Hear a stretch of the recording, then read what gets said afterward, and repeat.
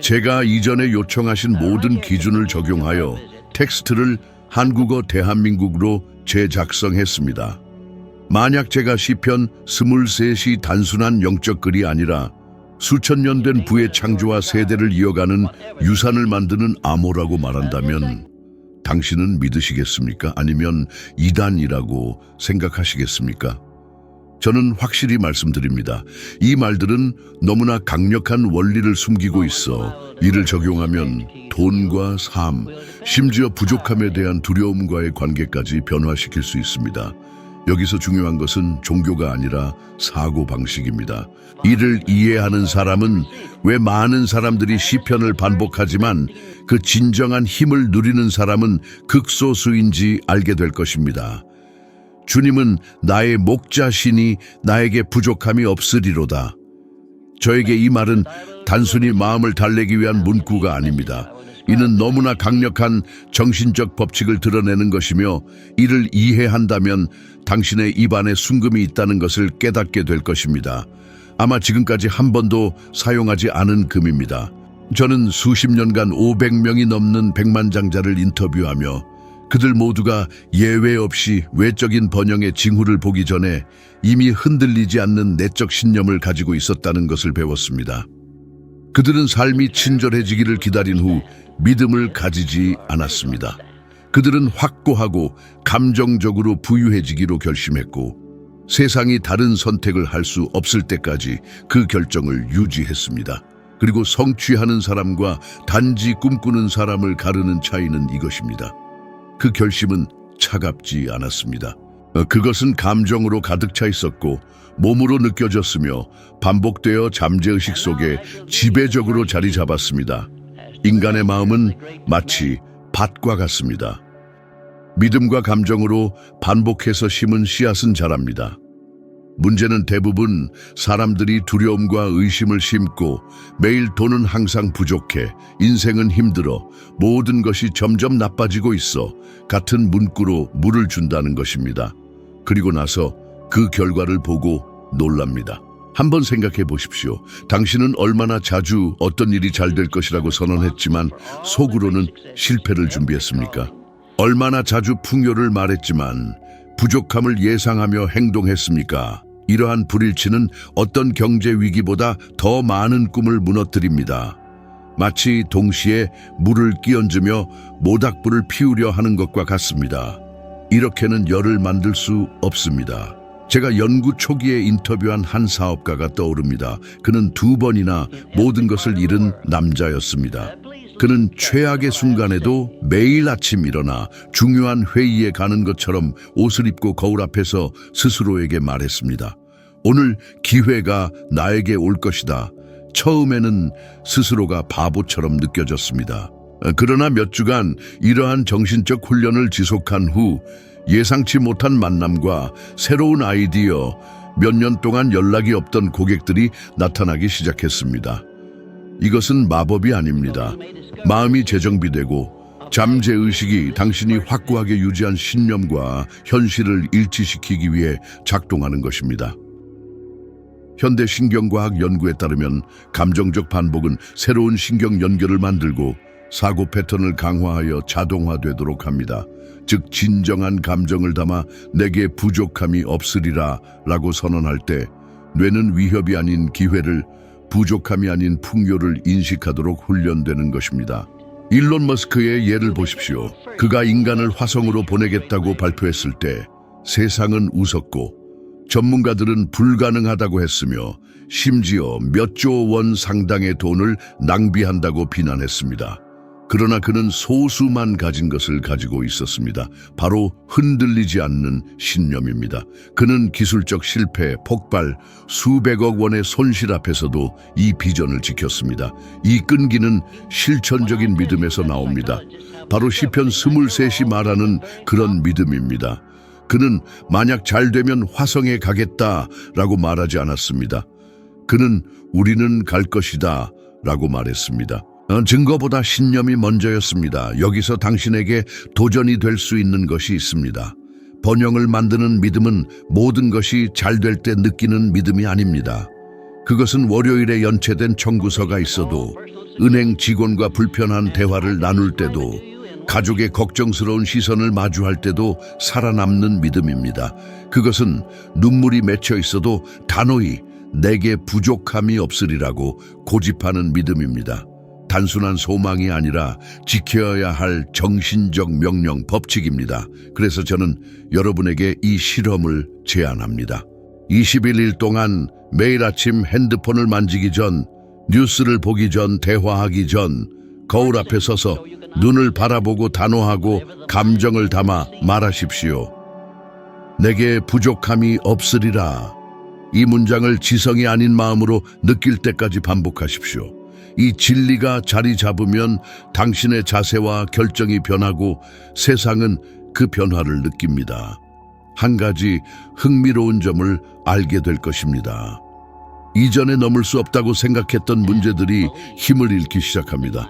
세상이 쉬워져서가 아니라 부족함과 타협하는 것을 멈췄기 때문입니다. 당신의 걸음, 말, 사고가 달라집니다.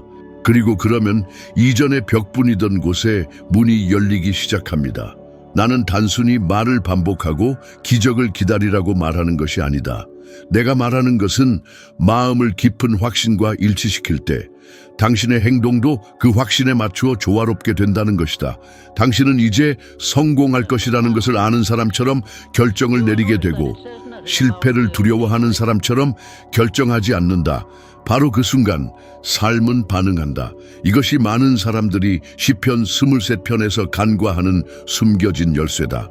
이것은 단순한 고대의 시가 아니라 당신의 마음을 재프로그래밍하고 믿음을 창조적 힘으로 작동하게 하는 안내서다. 왜냐하면 아무것도 부족하지 않다고 진심으로 믿을 때 세상 전체가 당신이 옳다는 것을 증명하려고 공모하기 때문이다. 그가 나를 푸른 풀밭에 눕히시고 잔잔한 물가로 인도하시도다. 이 말은 시처럼 들리지만 사실은 마음을 맑게 유지하고 그 결과 번영을 끌어들이는 천년의 전략을 숨기고 있다. 나는 역사상 가장 위대한 성취자들을 연구하면서 깨달았다. 그들은 외적인 성공을 이루기 전에 먼저 내면에서 한 가지를 성취했다는 것이다. 내적 평온. 여기서 말하는 것은 게으름이나 삶으로부터의 도피가 아니라 명료함이 불안을 대신하고 방향 감각이 조급함을 대신하는 정신적 상태다. 대부분 사람들은 자신이 얼마나 긴박한 상태로 살아가는지 깨닫지 못한다.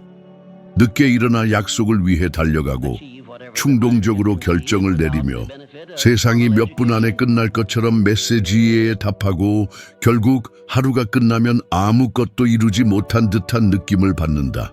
외부의 소음이든 마음속의 소음이든 과도한 소음은 기회를 가리는 안개를 만든다. 그러나 시편에서 행동을 묘사하는 방식을 보라. 나를 잔잔한 물로 밀어 넣으소서가 아니라 나를 부드럽게 인도하신다라고 되어 있다. 이는 침착한 움직임, 절망 없는 결정, 서두르지 않는 진전을 의미한다. 나는 내 경력에서 다수의 100만 유로 규모의 계약을 24시간 안에 마무리해야 하는 압박을 받은 순간을 기억한다. 누구라도 서둘러야 한다고 느꼈겠지만 나는 다른 선택을 했다. 나는 그 밤을 혼자 보냈다. 회의도 전화도 없이 오직 종이와 펜 그리고 침묵만 있었다. 다음 날 맑은 마음으로 나는 한 조항을 발견했는데 그것이 변경되지 않았더라면 수년간의 노력이 무너질 수 있었다. 침착함이 나에게 우위를 주었다. 나는 계약을 성사시켰지만 내 조건대로 이루었다. 하버드 대학교 연구에 따르면 매일 잠시 멈추고 성찰하는 습관을 가진 사람들은 반응적 방식으로 사는 사람들보다 최대 30% 더 정확한 결정을 내린다고 한다. 이는 마음이 고요한 상태에서 뇌가 창의적 사고와 전략적 문제 해결을 담당하는 영역에 접근하기 때문이다. 따라서 시편에서 묘사하는 휴식은 비생산성이 아니라 명료하게 생각할 수 있는 능력에 대한 투자다. 당신이 존경하는 위대한 지도자와 기업가들을 생각해 보라. 그들 중 많은 이들이 세상과 다른 리듬으로 움직이는 것처럼 보인다. 그들은 말을 하느라 서두르지 않고 행동에 서두르지 않으며 주변이 혼란스러워도 평온함을 유지한다. 이 평온은 타고난 재능이 아니라 훈련이다. 그들은 집단적 공황에 휘말리지 않도록 마음을 단련한다. 그리고 이는 부자나 정치인에게만 해당되는 것이 아니다. 어쩌면 푸른 풀밭은 당신이 사랑하는 프로젝트에 하루 1시간 집중하는 것일 수 있다. 방해 없이 휴대폰을 보지 않고 아침 산책을 하거나 점심을 조용히 먹으며 다음 결정을 성찰하는 것일 수 있다. 잔잔한 물은 행동하기 전에 적절한 순간을 기다리는 법을 배우는 것일 수 있다. 단지 바쁘게 보이기 위해 무언가를 하는 함정에 빠지지 않는 것이다. 나는 마음이 시끄러울 때 기회가 문제로 위장하고 문제는 실제보다 크게 느껴진다는 것을 배웠다.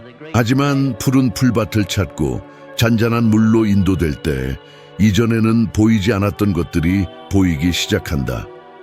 이 명료함의 공간에서 혁신적인 아이디어, 창의적 해결책, 인생의 방향을 바꾸는 결정이 나타난다. 그리고 강력한 부수 효과가 있다.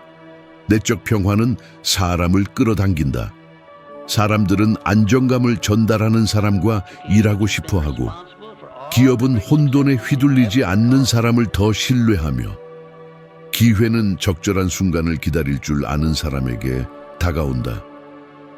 이러한 태도는 세상이 당신에게 반응하는 방식을 바꾼다. 아마도 오늘 당신은 압박, 기한, 요구에 둘러싸여 있을 것이다. 잠시 멈추는 것이 사치처럼 느껴질 수도 있다. 그러나 내가 말하고 싶은 것은 멈춤이 당신의 여정을 늦추는 것이 아니라 오히려 가속한다는 것이다. 올바른 결정을 적절한 순간에 내리는 것은 잘못된 길에서의 수년간의 노력을 절약해준다. 그러므로 나는 당신에게 도전한다. 일주일 동안 매일 최소 10분씩 모든 것을 침묵시키는 시간을 가져라. 알림도 대화도 없이 오직 당신과 당신의 생각만. 처음에는 어색하고 불편할 수 있다. 그러나 꾸준히 실천하라. 침묵 속에서 물은 고요해지고 그 잔잔한 물의 반영 속에서 당신이 가야 할 길을 보게 될 것이다. 이 상태에서는 단순히 생산성이 높아지는 것뿐만 아니라 전략적 사고도 강화됩니다. 결핍에 대한 두려움이 더 이상 당신을 지배하지 않을 때 당신은 용기를 가지고 앞으로 나아갈 수 있으며 번영의 원천이 무한하다는 것을 알게 됩니다. 이것이 바로 진보를 만들어내는 휴식이며 결과를 창출하는 평온함이며 진정한 풍요가 구축되는 공간입니다. 내가 죽음의 그림자 골짜기를 다닐지라도 해를 두려워하지 않으리니 주께서 나와 함께 하시기 때문입니다. 이 말은 평화로운 순간을 묘사하는 것이 아니라 삶에서 가장 어려운 영역을 통과하는 과정을 설명합니다. 골짜기는 선택사항이 아닙니다. 누구에게나 찾아옵니다. 예상치 못한 재정 위기, 삶의 방향을 바꾸는 의학적 진단, 큰 상실, 혹은 수년간 간직해온 꿈의 붕괴 등 다양한 형태로 올 수 있습니다. 골짜기는 빛이 멀리 있는 것처럼 보이고 주변 모든 것이 포기하라고 설득하려는 단계입니다. 제 삶과 연구를 통해 깨달은 것은 소수만 이해하는 사실입니다. 통과하는 사람과 머무는 사람을 구분짓는 것은 두려움 속에서도 나아가기로 결정하는 것입니다. 두려움이 없는 것이 아니라 두려움을 통제하는 것입니다. 토머스 에디슨은 첫 전구를 켜기 전까지 1000번 이상 실패했고 헨리 포드는 산업을 혁신하기 전에 여러 번 파산했으며 월트 디즈니는 제국을 세우기 전에 수십 개 은행에 거절당했습니다. 그들 모두 어두운 골짜기를 걸었지만 두려움이 발걸음의 속도를 결정하도록 두지 않았습니다. 과학은 경험이 이미 보여준 것을 입증합니다. 스탠퍼드 대학교 연구에 따르면 지속성은 지능이나 학문적 교육보다 장기적인 성공의 결정적 요인입니다. 지속성이란 쉽게 할 수 있을 때 계속하는 것이 아니라 몸과 마음의 모든 부분이 포기하라고 외칠 때에도 계속 나아가는 것입니다. 바로 이 때문에 시편 기자는 내가 골짜기를 지나면 이 아니라 내가 골짜기를 지나더라도 라고 말했습니다. 그는 어둠이 길의 일부임을 인정하고 두려워하지 않기로 선택한 것입니다. 저는 수년간의 노력과 자원을 투자한 프로젝트가 갑자기 눈앞에서 무너져가는 시기를 기억합니다. 공급업체의 철수, 계약 취소, 채권자의 압박, 길고 차가운 골짜기였습니다. 매일 두려움이 물러나야 할 시간이라고 속삭였지만 저는 정확히 어떻게 도착할지 몰라도 반대편을 바라보기로 결정했습니다. 보장 없는 상태에서 앞으로 나아가겠다는 결정은 처음에는 상상할 수 없었던 해결책들을 끌어왔습니다. 예상치 못한 투자자, 가능성 낮은 파트너십, 움직이고 있었기에 떠오른 새로운 아이디어들. 두려움은 그림자와 같습니다. 크게 보이고 무섭게 느껴지지만 빛이 있는 곳이 존재하기 때문에 그림자가 있는 것입니다. 그림자를 바라보면 빛의 근원을 놓치게 됩니다. 골짜기에서는 그림자를 죽음과 혼동하기 쉽기 때문에 많은 사람들이 중도의 길을 포기합니다. 그러나 그림자는 끝이 아닙니다. 그것은 단지 당신의 즉각적인 시야 너머에 더 큰 무언가가 있음을 증명하는 것입니다. 많은 경우 사람들은 실제로는 두려움이 변장한 것을 신중함이라고 부릅니다. 결정을 내리지 않고 자신에게 투자하지 않으며 아이디어를 감히 시도하지 않고 본질적으로는 마비된 상태를 논리로 정당화합니다. 문제는 삶이 정체를 보상하지 않는다는 것입니다. 삶은 움직임에 반응합니다. 두려움 속에서도 나아가는 사람은 나아가는 행위 자체가 공포를 약화시킨다는 것을 발견합니다. 오늘 당신이 골짜기에 있다면 스스로에게 물어보십시오. 나를 멈추게 하는 것은 신중함인가 두려움인가, 불확실성을 피하기 위해 어떤 기회를 놓치고 있는가? 그리고 더 중요한 질문, 멈추지 않기로 결정한다면 다음 단계는 무엇인가? 아마도 미루고 있는 메시지를 보내거나 잠시 중단했던 프로젝트를 재개하거나 어려운 대화를 요청하거나 다시 시도할 때가 왔음을 받아들이는 것일 수 있습니다. 솔직히 말하면 골짜기를 통과하는 데는 용기가 필요하며 용기는 즐거운 감정이 아니라 불편함 속에서도 행동하려는 결단입니다. 그러나 바로 골짜기에서 비전은 강화되고 성격은 깊어지며 믿음은 이론에서 실제로 바뀝니다. 그러므로 오늘 내면과 말로 선언하십시오. 골짜기에서도 나는 앞으로 나아간다. 믿을 때까지 반복해서 말하십시오. 종이에 적어 매일 볼 수 있는 곳에 두십시오. 이것이 두려움을 연료로 바꾸고 바람이 불어도 불꽃을 유지하며 반대편에 도달했을 때 단순한 성취가 아니라 누구도 빼앗을 수 없는 내적 힘을 가져다주는 열쇠입니다. 골짜기는 당신의 목적지가 아닙니다. 그것은 단지 가치 있는 무언가를 향해 나아가고 있음을 증명하는 길일 뿐입니다. 이 사실을 이해하면 그림자 속의 모든 발걸음이 실제로 빛을 향한 발걸음임을 깨닫게 될 것입니다. 인자와 긍휼이 내 평생을 따르리니 나는 여호와의 집에 오래 거하리이다. 이 말은 시적 마무리가 아니라 지속성의 선언입니다. 여정의 마지막 도장은 번영이 단지 획득한 것에 의해 측정되는 것이 아니라 남는 것과 뒤에 남기는 흔적에 의해 평가된다는 사실을 보여줍니다. 제 삶을 돌아보면서 깨달은 것은 가장 존경받는 사람들은 반드시 가장 많은 재산을 모은 사람들이 아니었다는 점입니다. 그들의 영향력과 본보기가 떠난 후에도 살아남은 사람들이야말로 진정한 존경을 받았습니다. 이것이 바로 유산입니다. 진정한 성공은 단발성 사건이나 영광의 정점 후 잊혀지는 것이 아닙니다. 성공은 하루하루 쌓아 올려지는 것이며 시간에도 변치 않는 원칙에 기반합니다.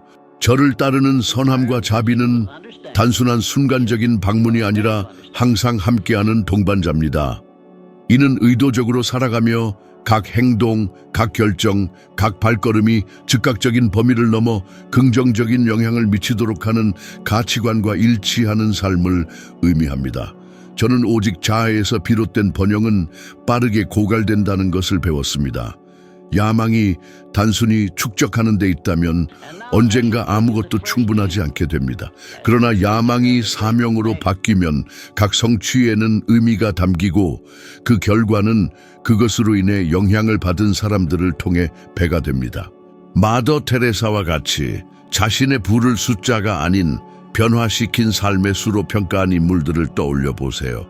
혹은 영향력을 이용해 일자리를 창출하고 연구를 지원하며 전체 공동체를 바꾼 프로젝트를 후원한 기업가들도 있습니다. 이것이 바로 시편이 말하는 번영의 유형입니다. 저는 한 계약을 체결할 기회를 가진 적이 있습니다.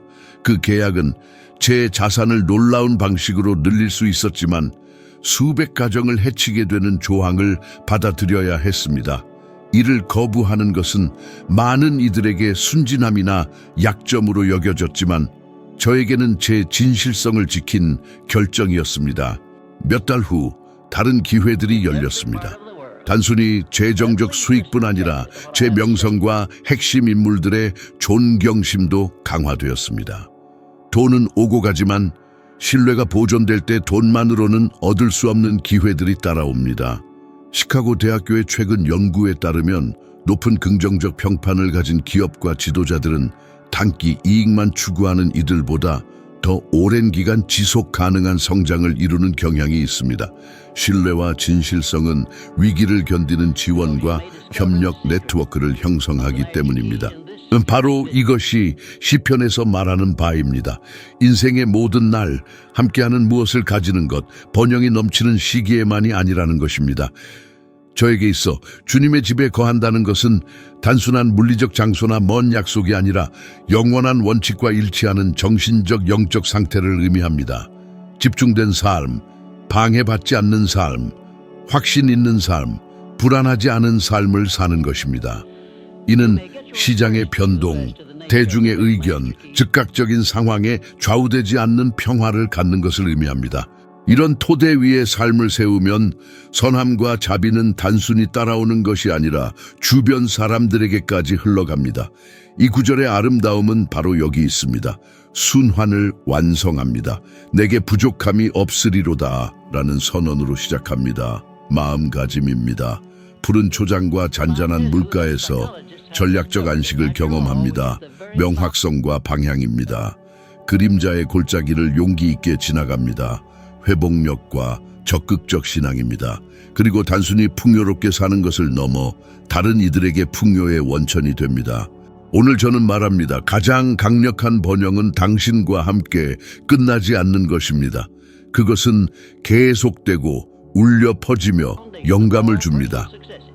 당신의 삶이 이런 영향력이 되면 시간은 더 이상 적이 아니라 동맹이 됩니다. 지나가는 하루하루가 당신이 쌓아 올린 것의 영향 범위를 확장시키기 때문입니다. 그래서 제가 선함과 자비가 나를 따르리라고 말할 때 단순히 내가 받는 것에 관해 말하는 것이 아니라 내가 길 위에 남기는 것에 관해 말하는 것입니다. 결국 진정한 부의 가치는 그것이 개선하는 삶의 총합에 있습니다. 오늘 우리가 논의한 모든 것을 묶는 하나의 열쇠가 있다면 그것은 이것입니다. 진정한 번영은 주머니에서 시작되지 않고 마음과 영혼에서 시작됩니다. 부족함이 없다고 결심할 때 명확하게 생각할 수 있는 안식을 찾고 용기 있게 골짜기를 건너며 지속되는 유산을 구축합니다. 그러면 풍요는 더 이상 먼 목표가 아니라 자연스러운 삶의 상태가 됩니다. 그리고 이제 이 여정에서 한 단계 더 올라 오늘보다 적어도 1% 더 나아지고 싶다면 지금 화면에 나타나는 다음 영상이 이 지혜의 진화에서 당신의 다음 단계가 될 것입니다.